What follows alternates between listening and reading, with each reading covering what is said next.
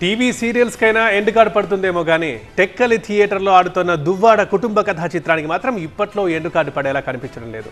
పూటకో update, రోజుకో ట్విస్ట్తో thriller సిరీస్ని మించిపోతోంది.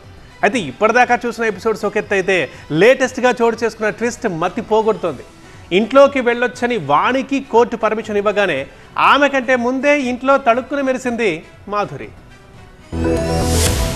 Telugu రాష్ట్రాల్లో సంచలనం రేపిన దువ్వాడ ఫ్యామిలీ వివాదం ఇప్పట్లో ఓ కొలుక్కొచ్చేలా కనిపించట్లేదు. ట్విస్ట్ల మీద ట్విస్టులతో వివాదం రోజుకో టర్న్ తీసుకుంటోంది. పరిష్కారానికి దారేదనే కన్ఫ్యూజనే తప్ప ఎలాంటి క్లారిటీ రావడం లేదు. అయితే లేటెస్ట్ గా ఈ దువ్వాడ ఎపిసోడ్లో బిగ్ ట్విస్ట్ చోటు చేసుకుంది. వాణి తన పిల్లలు ఇంట్లోకి వెళ్లొచ్చని టెక్కలి కోర్టు ఉత్తర్వులివ్వడంతో అక్కడికి చేరుకున్న వారికి షాక్ తగిలింది. ఇంటి బాల్కనీలో మాధురి కనిపించడం అవాక్కయ్యేలా చేసింది. ఇక మాధురిని ఇంట్లో చూసిన వాణి, ఆమె తరపు బంధువులు ఆగ్రహంతో ఊగిపోయారు. ఎట్టి పరిస్థితుల్లోనూ తమను ఇంట్లోకి పంపించాల్సిందే అంటూ అక్కడున్న పోలీసులతో వాగ్వాదానికి దిగారు. ఇంట్లోకి వెళ్లే హక్కు తనకో తన పిల్లలకి ఉందంటూ కోర్టు చెప్పినా ఎందుకు ఇంట్లోకి పంపించట్లేదని ఆగ్రహం వ్యక్తం చేశారు. కోపంతో ఇంటి పవర్ను కట్ చేసి ఇంటి ముందు కూర్చొని ఆందోళన కంటిన్యూ చేశారు. నా ఇంట్లో నేనున్నాను, వాళ్ళెవరు నా ఇంట్లోకి రావడానికి అంటూ వాణి తీరుపై మాధురి ఆగ్రహం వ్యక్తం చేశారు.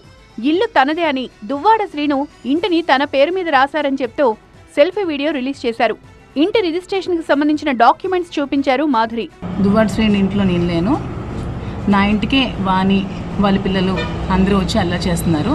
సో ఇప్పుడు ఈ ప్రాపర్టీ కంప్లీట్గా నాది, it's my own property. So నా ప్రాపర్టీలోకి ఎవ్వరు కూడా రావడానికి ఎవరికి ఏ రైటు లేదు.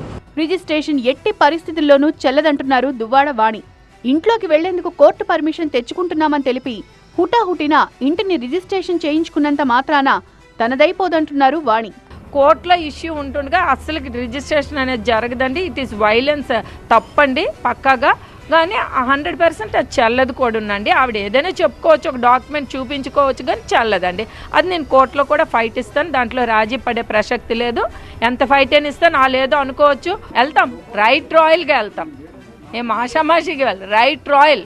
గత నెల రోజుల నుంచి కంటిన్యూ అవుతున్న ఈ దువ్వాడ ఎపిసోడ్ ఇంకెంత దూరం వెళ్తుందో చూడాలి.